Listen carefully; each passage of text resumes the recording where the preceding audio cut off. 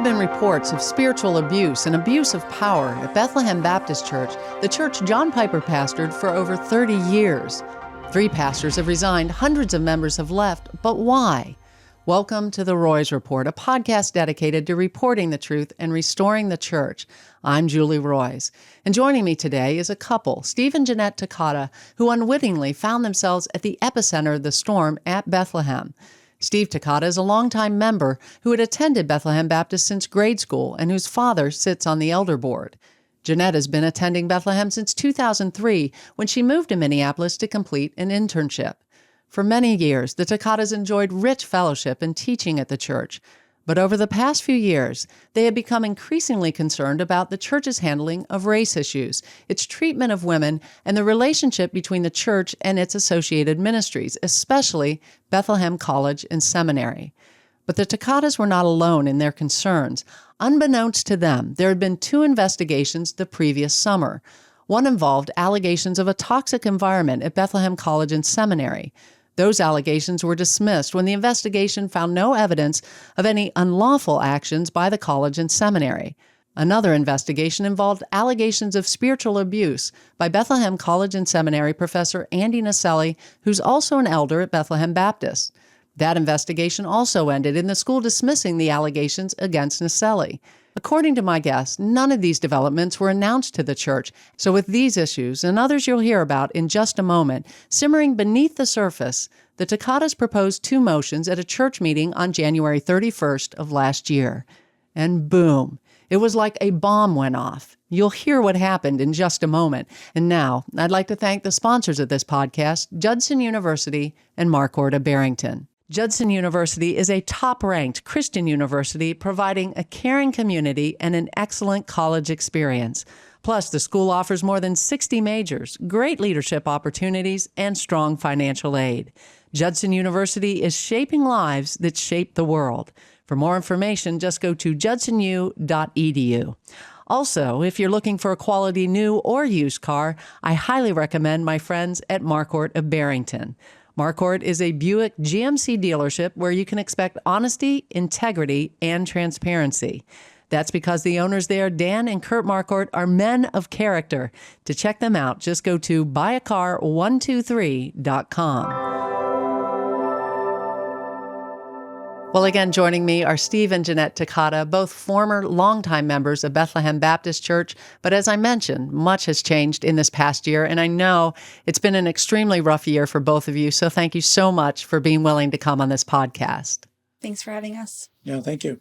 So Steve and Janette, your story isn't just your story. It really exposes how Bethlehem Baptist Church treats people who come to them and have grievances. It also shows how the church responds to complaints about elders. And so, we're going to be talking a lot about personal matters and things that happened with you and your situation. But again, a big part of the reason that I wanted to bring you on was because I feel like it's so indicative of what you allege and many others have alleged is a larger pattern. And I want to mention, too, that I have reached out to the elders numerous times and asked for them to interview with me, asked for comments. I haven't gotten any on-the-record comments.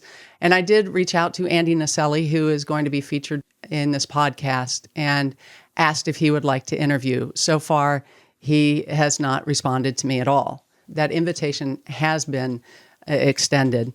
So what I'd like to do is back up to the weeks and months before this really, what turned out to be a very cataclysmic meeting on January 31st. And at that time, as I'm understanding, you had a growing sense of discomfort with some things at the church. And it was in relation to 3 areas: ethnic harmony, race relations, and then how the church and its associated ministries, how they related to each other. So Steve, let me just start with you in that area of ethnic harmony.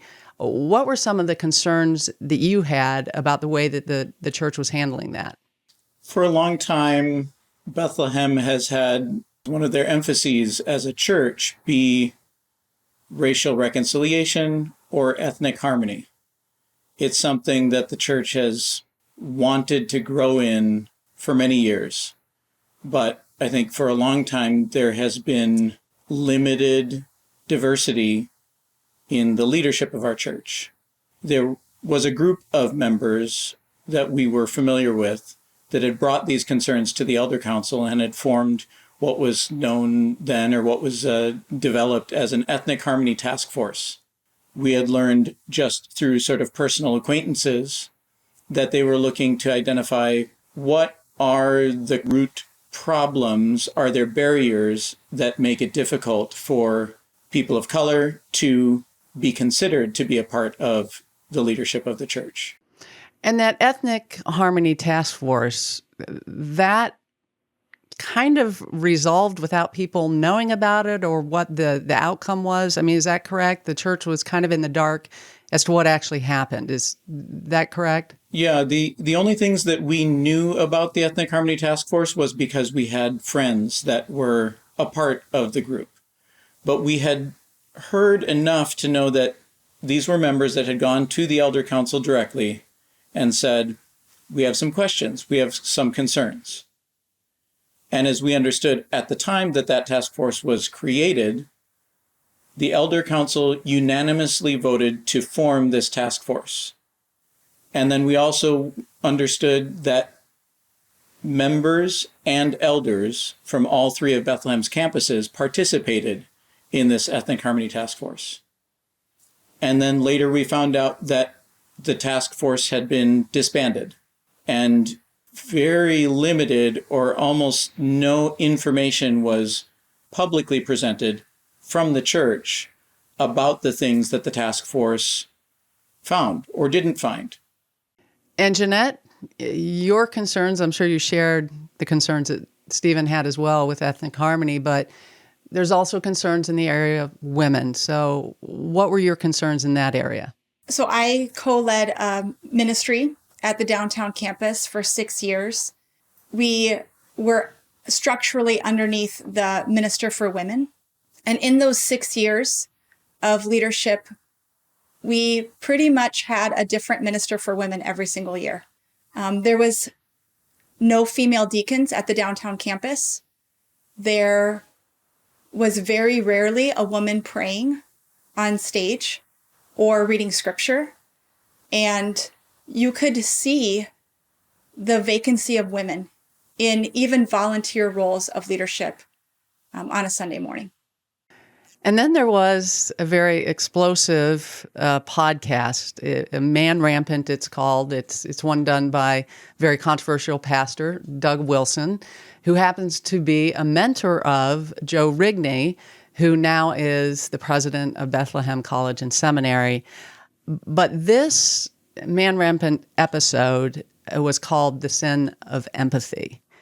And as I understand, I mean, I've listened to it.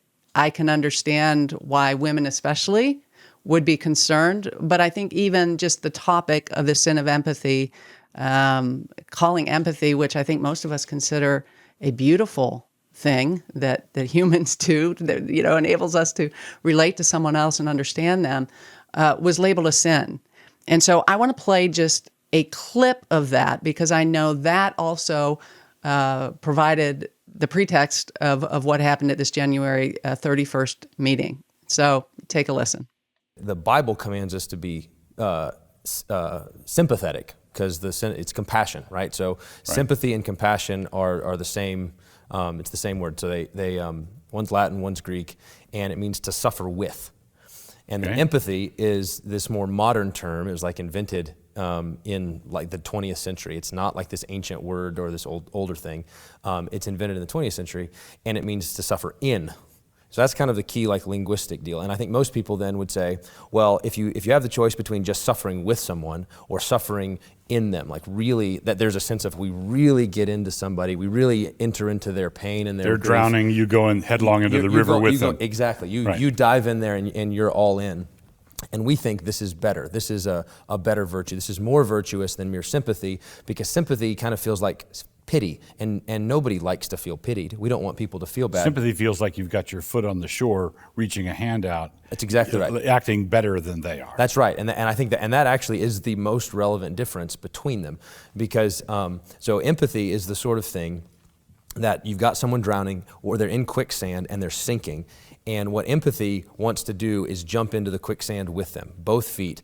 And it feels like that's going to be more loving, because they're going to feel like, I'm glad that you're here with me in the quicksand. The problem is you're both now sinking. Right? Whereas if you do, I'm going to keep one foot on the shore, and I'm actually going to grab onto this big branch, and then I'll step one foot in there with you and try to pull you out. That's sympathy, and that's actually helpful. But to the person who's in there, it can feel like you're judging me. So sympathy is clearly hierarchical. Right.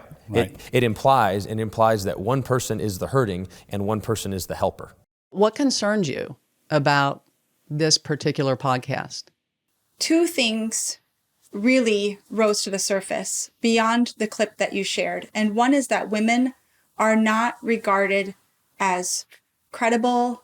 They're emotionally manipulative. They might be telling the truth if they're claiming abuse, but and so that really bothered a lot of women that I had talked to. I didn't hear anyone say, I actually agree with this from a woman's perspective. And so there was a rumbling of us from that perspective.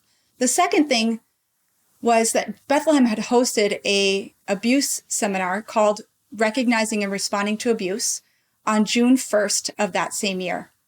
And when I heard the Sin of Empathy episode contrasted with a 2-day conference at Bethlehem that I attended on how to recognize and respond to abuse, the two stand in stark contrast. And this gets into another issue that you were bringing up, because here you have a president. At the time that the episode came out, Joe Rigney wasn't the president of Bethlehem College and Seminary, but then he became the president. And it's like, is now Bethlehem, because the school is associated with Bethlehem, is it endorsing what he said there? Do we need to separate from it? And so that kind of brings us to the motions that you brought on January 31st. And this was at something called a quarterly strategic meeting, or QSM. We're going to use that term QSM, so people should be aware of it. But Bethlehem has more than 40 elders, but the final word on things is the congregation. And so you have these quarterly meetings, or at least in theory, that's how it's supposed to be. And so you have these quarterly meetings where you hear motions and you vote on them. And so you decided to bring some motions. One, Steve, your motion related to the ethnic harmony task force and what happened there. Would you just say what your motion was? So my motion was, I don't have the exact text in front of me, but it was, I move that the elders of Bethlehem Baptist Church release the full unedited reports from the Ethnic Harmony Task Force that were created in the following year. And these reports shall be released by such and such a date. This motion, of the two motions, you were kind of thinking this might be the more explosive. We're talking racial issues in Minnesota, of all places, where it's extremely tense. This would probably be the one that would generate the most heat. Surprisingly, it didn't, from my understanding, correct? I asked Steve to go first. I thought the motion that I was going to bring up would be around a topic that was largely unknown.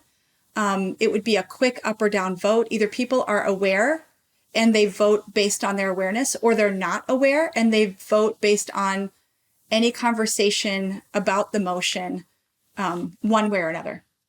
Okay, so describe what your motion was. So my motion was requesting that the elders of Bethlehem make a written public statement separating the views of Dr. Joe Rigney in Man Rampant Season 1, Episode 1, Sin of Empathy, from the views and teachings of Bethlehem Baptist Church.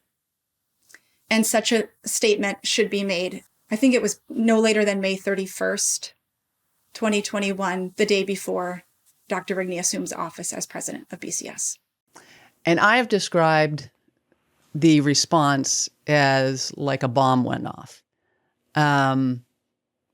Am I don't think I'm being over dramatic there, but you describe what happened and what was the impact.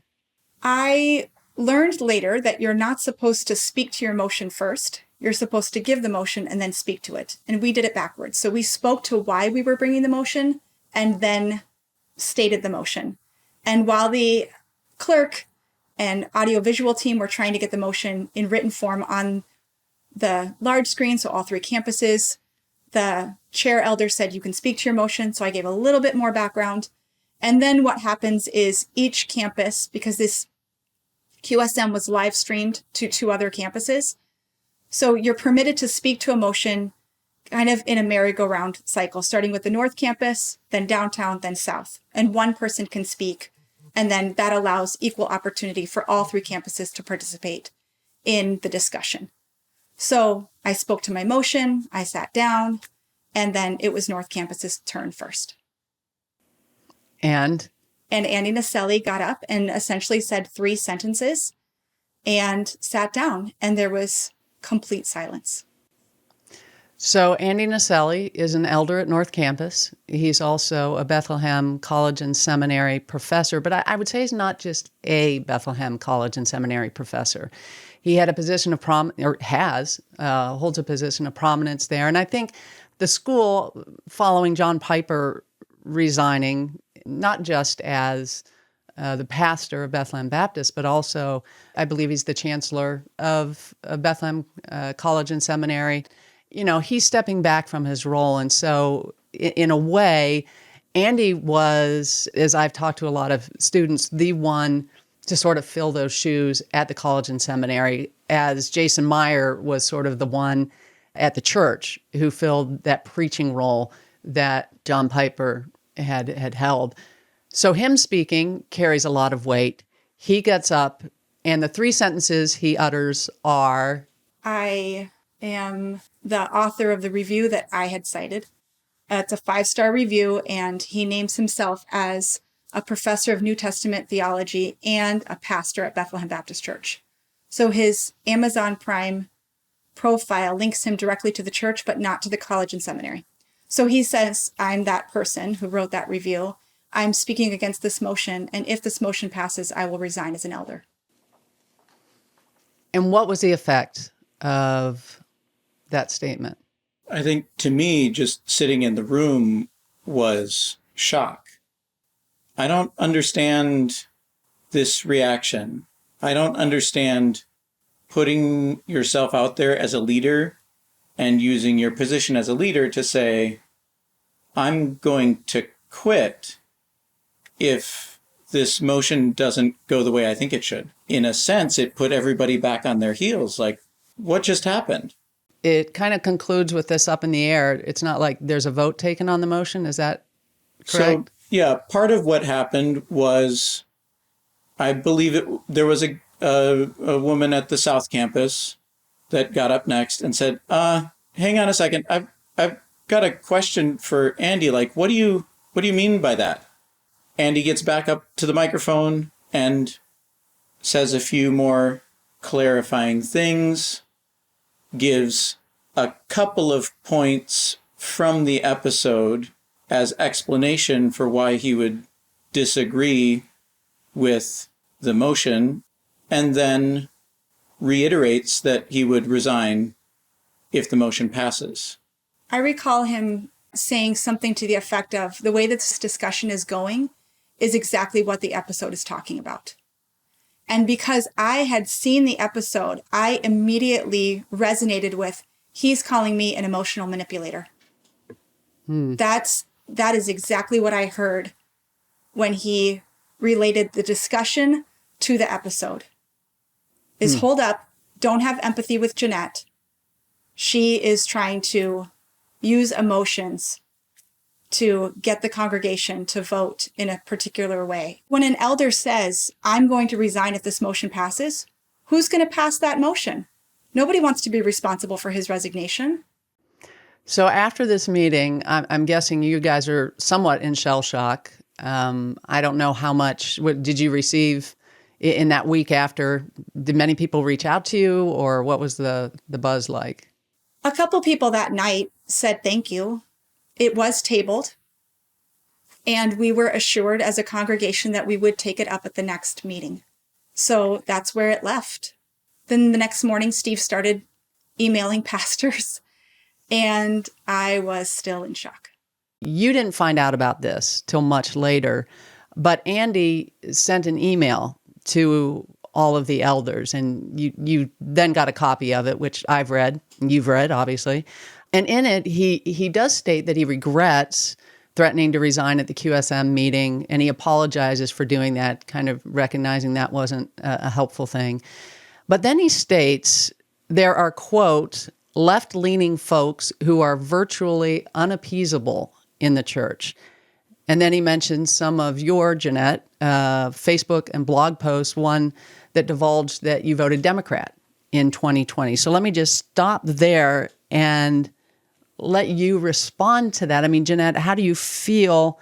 How did you feel about being characterized that way? But also, I know there's a whole bunch of people listening, and this is a big part of why we're doing this podcast, who are just really confused because they're like, okay, clearly there were some ideological differences going on here, but then there's abuse and all this other stuff. Was this really just an ideological, difference between you, who is more left-leaning, as he puts it, and conservatives at the church? Well, keep in mind, we didn't know what he was saying at the time. All we had was what was public. And that's still all that the church has. So this podcast is going to help reveal a lot more of the things that happened behind the scenes. Wow. Left-leaning, great. Right-leaning, forward-leaning, backwards-leaning. Why does that matter in my standing before Christ? And unappeasable? Does Andy know you? Did he know you at that point at all? No, not at all. We later learned that he was given that Facebook post, which is public. It's on a public setting, and it's still there because I won't remove it. Mm-hmm. He was shown that by a member of the church. And he took that Facebook post that he disagrees with and did not come to me, and neither did that member. And he took it to Jason Meyer. At the time, he was the pastor for preaching and vision at the downtown campus. Which is the campus you attend? Yes. And so later we learned, so members would say, I have a problem with how you responded at the January 31st QSM, or the email that you sent out with your apology. Can we talk? He made prolific offers to meet with people. And in doing so was when he would bring up this Facebook post of mine. And he mischaracterized what Jason's response was. So Jason's response was, we don't discipline our members over how they vote. Andy's characterization of what Jason said was, I'm on it. How do you know that? I didn't find out until Andy met with a member for one of these, reconciliation type meetings. And the member's wife sent me a text and said, did you disobey a pastor? And did you disparage people on Facebook? Okay, let's table that, because we are going to get to that discussion, because I know that's a big part, how this thing unfolded. But back to how did I feel about that? We don't sign anything in our membership commitments to vote a certain way, to lean a certain way. That really shouldn't have been a disciplinable offense for me to write a Facebook post on how I voted. And to call me unappeasable, very uncharitable judgment. So Andy then explains in this letter to the elders why your motion, Janette, is concerning to him. Quote, it is not a motion that edifies. It is more like a grenade launching. And this is something that a term he will use in another meeting, which we'll get to. The attitude behind the motion is disrespectful to the elders and, quote, too easily offended or hurt the very issue that Rigney addresses in the sin of empathy. And then he says the motion drives a wedge between BBC, Bethlehem Bible Church, and BCS, Bethlehem College and Seminary. Quote, once she made that motion, I resolved that we must not give in. Her motion attempts to drive a wedge between Bethlehem Baptist Church and Bethlehem College and Seminary. Again, you didn't find out about this letter to the elders until about 4 months, I think, after it was sent. Obviously, you don't like the characterizations that were made of you in that letter. But also, it's my understanding that before you even made the motion, so this idea that you were disrespectful to elders, before you even made this motion, didn't you go to the elders and seek their input? Yes. In advance of the January QSM, probably around the beginning of the year, we had a Zoom call with 2 of our pastors downtown asking for some feedback. And did any of them say, this is a really bad idea, don't do it? And so we were asked, would you bring it just to the downtown campus? And our reply was, we can't, because we've been told you can't bring any new business to a campus-specific meeting, because it could deleteriously affect the other 2 campuses. You vote on something binding, and they're not even aware. And did the elder understand that and agree that Yes. that was necessary? Yes. Okay. And that later was used against us, that we disobeyed him because he told us not to do it or asked us not to do it. So that would be an unfair characterization of what happened. Yes.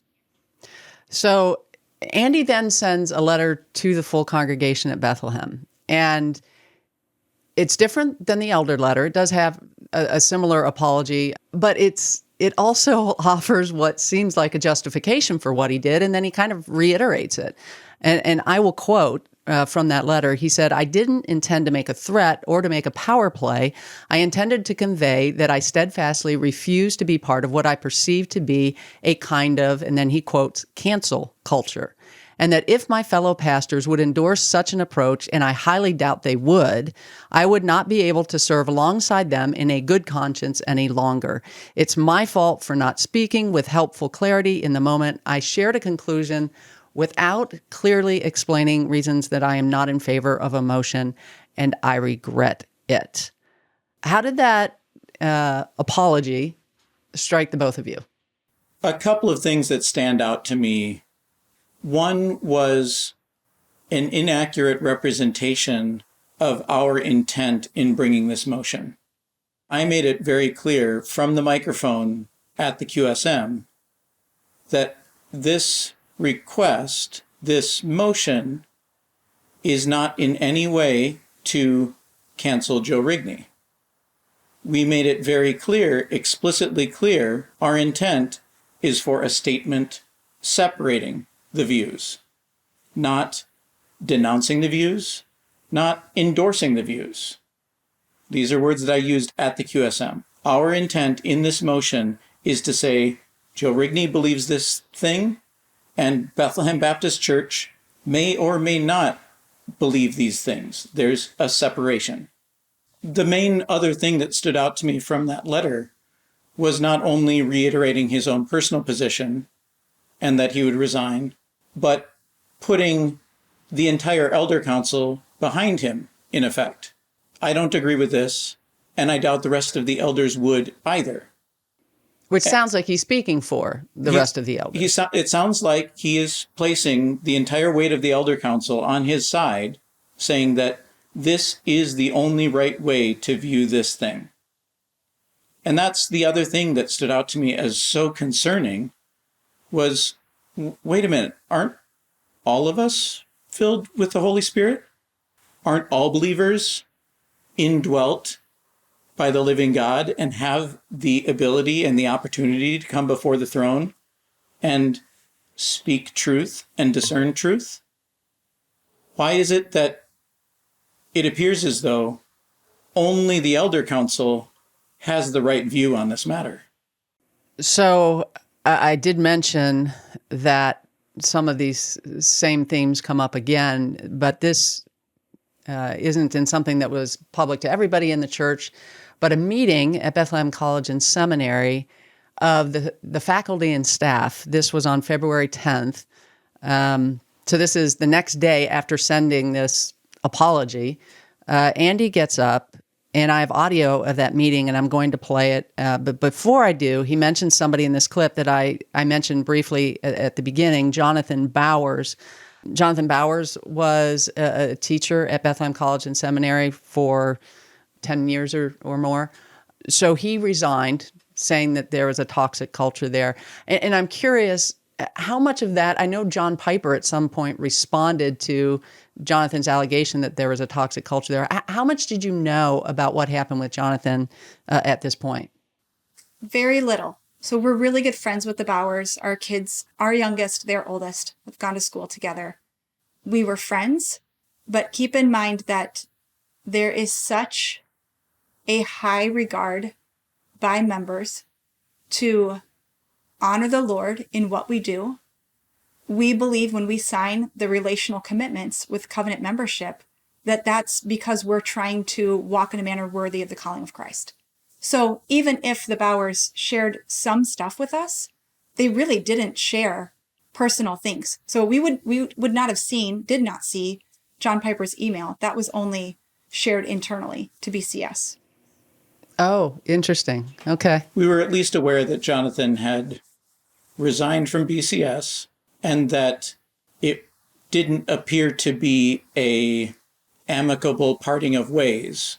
I bring that up because, again, this is mentioned in a brief statement, really, that Andy makes, but he does reveal how he feels about Jonathan Bowers because he likens Bowers to an enemy who launches a grenade because he says, your motion, Janette, was, quote, Jonathan Bowers 2.0.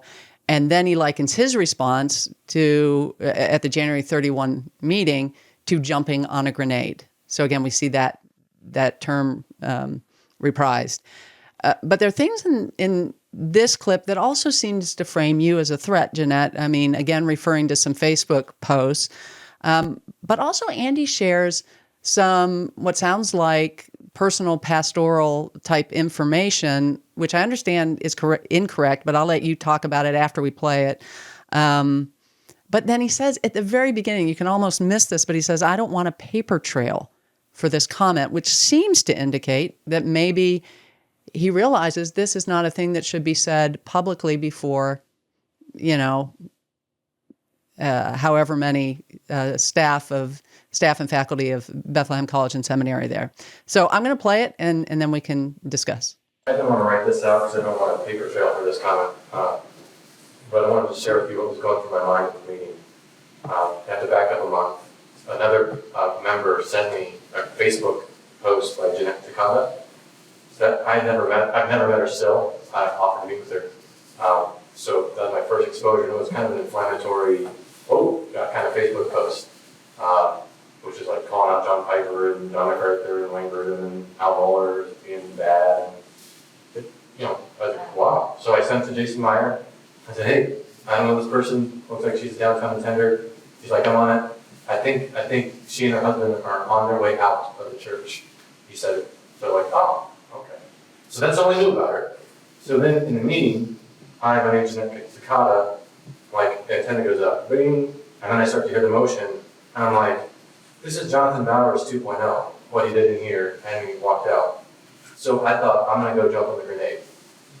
That's about all the thought I gave to it. I wish I could redo it, but that's some of what was going on in the background of my head as this unfolds.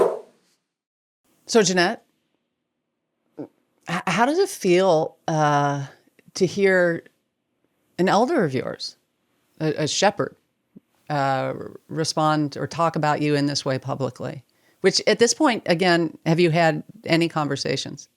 He says in that clip that he's offered to meet with me, which was true. And we were getting it on the calendar to be able to meet together. He doesn't remember an interaction that we had, and it's irrelevant. So according to his own words, he didn't know me.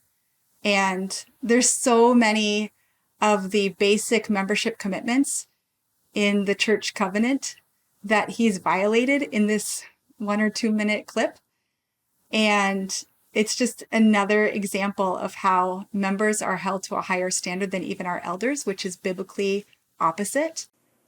Well, and let me mention that relational commitment, because that comes up a number of times, and it encourages members to follow Matthew 18, which says, go to the person and, one-on-one. Then if they don't listen to you, bring another person. And then if they still won't listen to you, bring it before the whole church, which I wish churches would distinguish between that, which deals with personal offenses, and 1 Timothy 5:20, which deals with elders who are sinning. Totally different thing that you're supposed to do with elders who are sinning. You're supposed to publicly expose them so that others may stand in fear. So if you have a problem with an elder sinning or something like that, you absolutely may go to the church or to leadership, and it's not necessarily following a Matthew 18 process. But again, that's what you're referring to, is this relational commitment, which you're admonished numerous times to follow, but he isn't necessarily. The simplified phrase from our relational commitments is, we will talk to one another, not about one another. And this is the opposite of what that plainly worded statement would call for. Andy is in the presence of, I'm not sure how many people in this room at Bethlehem College and Seminary, talking about my wife, not talking to her. So in addition to not following the relational commitments, you'll hear culture war type language, grenade, blow up, and then he just left. And all of this wasn't known to us at the time. We were just trying to be faithful in walking forward each step of the way. We did not know about this conversation at all until March 15th. And that was after we had submitted grievances of specific sins against Andy Naselli, or directly to him. And this statement that he makes, that you were on your way out of the church, any truth to that? That was a private conversation between myself and Pastor, who is named in that. And we were talking about what the next year would hold. And I privately said to him, this would be my last year co-leading a ministry. My oldest will be a senior. And then he disparages me in Bethlehem College and Seminary faculty and staff meeting and Jonathan Bowers. He is making an example of both a member and a former colleague. Don't you dare. So sure, nothing illegal happened, but does it mean that there's not a toxic workplace environment? And when he says, I don't want a paper trail, then everybody in that room knows, don't you repeat what I'm saying right now. There were elders that are on faculty and staff. There are elders in that room that heard that conversation, and they never had a problem with it. They're not the ones that reported it. As I understand, Daniel Clevin, who was on staff there, is the one who did report this, and they even went to Andy, and Andy did eventually offer an apology. That was on April 15th after we went before the entire elder council. So all of these things are happening. Again, you don't know about the BCS meeting at the time it happened, but you did learn about a private conversation that Andy had with some members at the church. Would you explain how you learned of that conversation and what was relayed to you happened during that conversation? I got a text message from a friend who asked if I disobeyed a pastor by bringing the motions and what horrible things I said on Facebook. And she wasn't even clear. Was it about Andy Naselli? Was it about Douglas Wilson? Was it about Joe Rigney? What had I said? She was really concerned that I had sinned and wanted to go right to me right away and check in on me and see what happened. I was totally shocked. And I'm like, I haven't said anything about them on Facebook. And so I wound up scrubbing my page through a search function just to see, have I ever talked about Douglas Wilson? Have I ever talked about Joe Rigney? Have I ever talked about Andy Naselli? What could she possibly be talking about? I did know what she was referencing in disobeying a pastor, and I was able to quickly refute that. What was she referencing? If the pastors that we met with prior to bringing the motions had asked us or told us not to bring the motions. It was a conversation between her husband and Andy. Her husband was concerned about what he said at the QSM and in his apology email. And so Andy made prolific offers to meet with anyone. And this husband took him up on it and met with him. And he used that time, instead of talking about his own heart, to disparage myself and Jonathan Bowers. This member later said it sounded like it was a rehearsed speech. And then when we found the situation at the college and seminary's faculty and staff meeting, in July of this year, I was told it happened to other members. When you say it, you mean Andy said similar things. And just to be specific, he alleged that, and the reason I'm saying this is because he admits this later on. So this isn't just a secondhand or third-hand report we're talking about here. He later admits that he did this, that he told people that Jason Meyer had told you not to bring this motion, and you were disobeying Jason Meyer by bringing the motion to the table on January 31st. Yes, and he mentions my Facebook post to people. Did Andy ever accuse you to your face or talk to you to your face about these things? Never once. Never once. So what was the impact? It broke relationships. Because an elder's word was believed over a member's. We were never given an opportunity to defend ourselves. I mean, my friend texted me, but others took his word as truth. I eventually counted at least 3 occasions in 4 months, January to April, where Andy repeated something that happened, what he heard happened in a private meeting. And his mischaracterization was taken as the truth over the actual pastor and actual church member who were in the direct conversation themselves. So his hearsay and his misrepresentation of hearsay was taken as truth against firsthand accounts of the people that were in the conversations. Well, this concludes part 1 of our podcast on what really happened at Bethlehem Baptist Church. In part 2, you'll hear actual audio of what was billed as a peacemakers meeting between Steve and Janette Takata and Andy Naselli. In that meeting, Andy says he regrets certain behaviors, but he adds that he can't apologize and ask forgiveness for those behaviors because he didn't intentionally sin against the Takatas. So, my hesitancy here is, it would be so relieving to just say, please forgive me for X, Y, Z, and shake hands or hug and move on.